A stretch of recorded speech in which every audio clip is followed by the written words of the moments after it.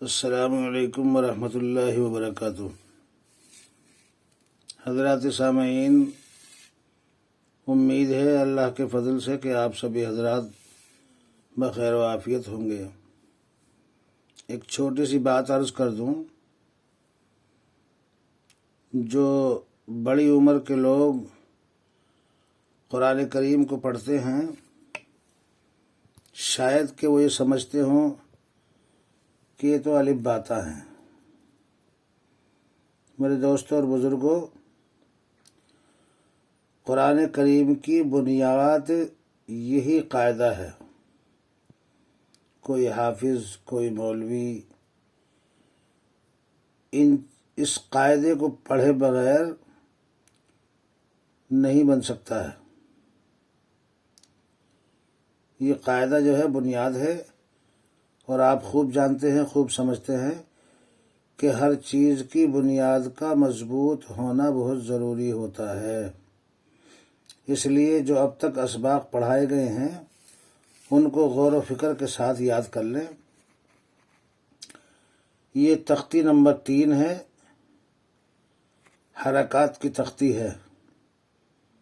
حرکت زبر زیر پیش کو کہتے ہیں، اور حرکت اس چیز کو بھی کہتے ہیں جو ادھر ادھر کو ہلائی جائے، کسی چیز کو حرکت دینا۔ اسی طرح سے اب تک جو الفاظ آپ نے یاد کرے ہیں یا پڑھے ہیں ان کی آواز خاموش تھی۔ اب زبر لگا تو آواز اوپر کو جائے گی، زیر لگے گا تو آواز نیچے کو جائے گی، پیش آئے گا تو آواز گول منہ ہو کر کے آگے کو جائے گی۔ بہرحال فی الحال زبر کی تختی ہے، تو اس کا خیال رکھیں کہ زبر زیر پیش والا حرف یعنی حرکات والا حرف کھینچ کر نہیں پڑھا جاتا۔ جس حرف کے اوپر زبر یا زیر یا پیش ہو اس کو قطعاً نہ کھینچیں۔ بہت سے بچے اور بہت سے ہمارے بزرگوار ایک عادت بنا لیتے ہیں، پھر قرآن کریم کے اندر بھی وہی عادت بن جاتی ہے۔ یہ ہمیشہ یاد رکھیں، زبر زیر پیش والا حرف کبھی بھی کھینچ کر نہیں پڑھا جائے گا۔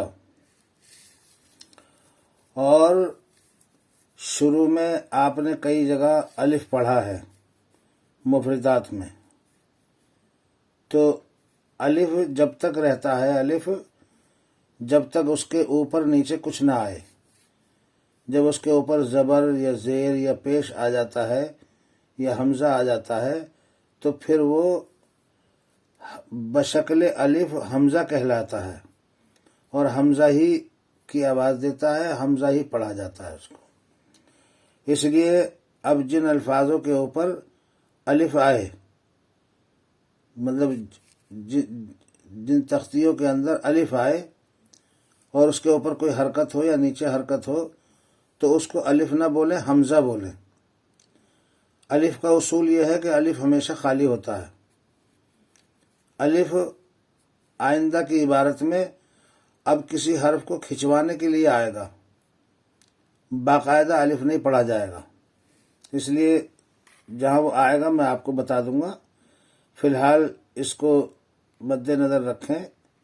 اب اس کو الف زبر آ نہیں کہیں گے، بلکہ اس کو پڑھیں گے حمزہ زبر آ، با زبر با، تا زبر تا، ثا زبر ثا، جیم زبر جا، حا زبر حا، خا زبر خا، دال زبر دا، زال زبر زا، را زبر را، زا زبر زا، سین زبر سا، شین زبر شا، صاد زبر صا، واد زبر وا، طا زبر طا، ظا زبر وا، عین زبر عا،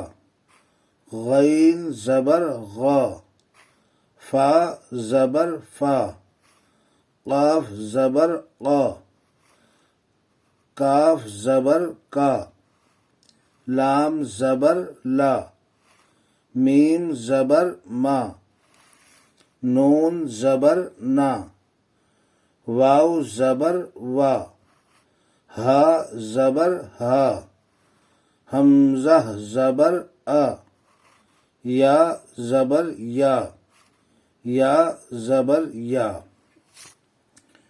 ایک بات کا خیال رکھیں کہ جب کسی الفاظ کو کھینچ کر نہیں پڑھا جاتا ہے تو بہت سے بچے عادت ڈال لیتے ہیں کہ وہ آخر میں ہا کی شکل نکال دیتے ہیں، تو ہا کی شکل بھی نہیں ہونی چاہیے۔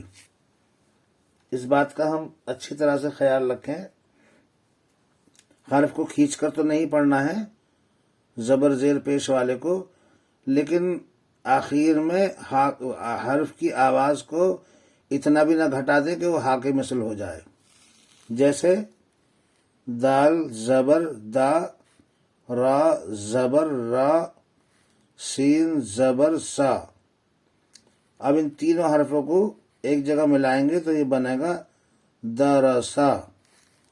واو زبر وا، دال زبر دا، عین زبر آ، ودعا، عین زبر آ، با زبر با، دال زبر دا، عبدا، کاف زبر کا، سین زبر سا، با زبر با، کسبا، دال زبر دا، خا زبر خا، لام زبر لا، دخلا، با زبر با، لام زبر لا، غین زبر غا، بلغا، واو زبر وا، جیم زبر جا، دال زبر دا، وجدا، سین زبر سا، جیم زبر جا، دال زبر دا، سجدا۔